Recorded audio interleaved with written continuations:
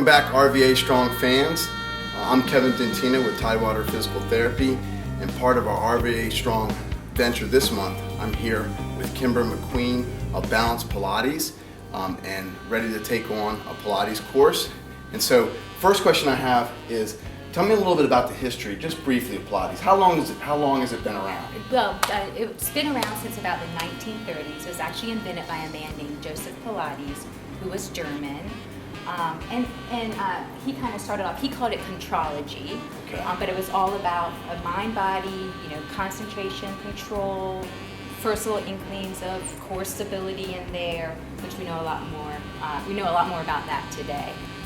But he actually did develop the equipment that you can kind of see behind you, and what we're going to be working on today. Excellent. And how would you summarize the core principles or philosophies that are involved in Pilates? Well, Pilates is, first of all, it's a strength training type workout, so you're working against resistance. I think a lot of people don't realize that. I think they think that it's mostly just the mat work, which is a series of floor exercises, but that's actually only one part of Pilates. So all the equipment that you see behind you works on spring tension, and that actually provides the resistance, and it's kind of neat because it emphasizes the concentric phase of the movement equally with the eccentric, so the effort and the return, which promotes nice muscular balance and good solid strength. Concentric being a shortening phase of the muscle and eccentric being lengthening. Excellent, that's great. That's a nice little piece of education there. So that's a little bit, I was always under the assumption that it was mainly flexibility work, so there's a lot more of people strengthening than flexibility. Great. And so, do you need to have a certain level of fitness to start in Pilates, or what do you need to start? Well, you don't need a certain level of fitness. That's one of the beautiful things about Pilates, is that it really is for everyone. That's good. And the reason is because there are over 1,000 exercises that can be performed on all of the pieces of equipment.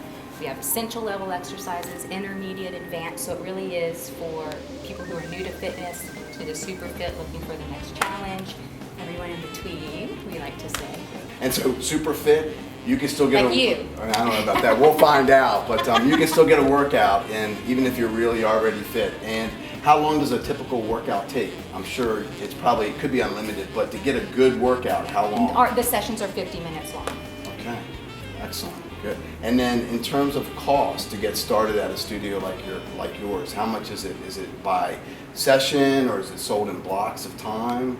It's actually, you start off with private sessions. So the first thing that you'd want to do is you want to call or email the studio to schedule an introductory session, which is $45. That's your initial introductory session. We'll talk about your goals, go over the 5 basic principles. You'll be introduced to some of the essential level exercises on the equipment. And then from there, you can decide if you want to continue.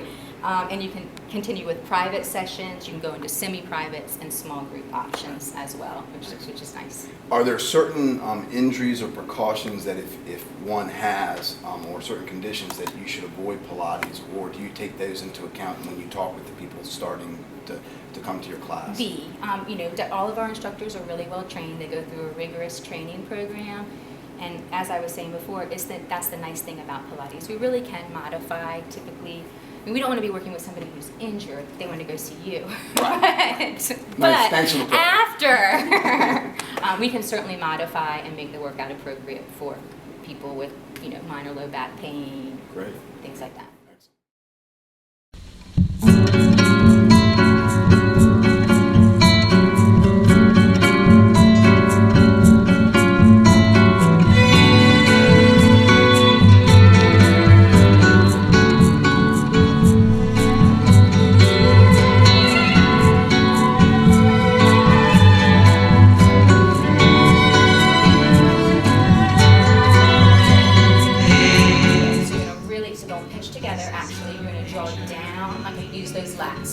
So you're going to inhale and exhale, hold like that. Perfect.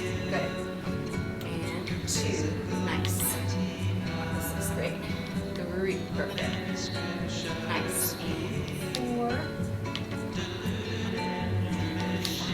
And the speed of movement in Pilates, how fast do you move? 6. You tend to move a little bit slower at first because you're trying to just assimilate so much information because you're really checking in with your form, but then the tempo does pick up over time. Yeah.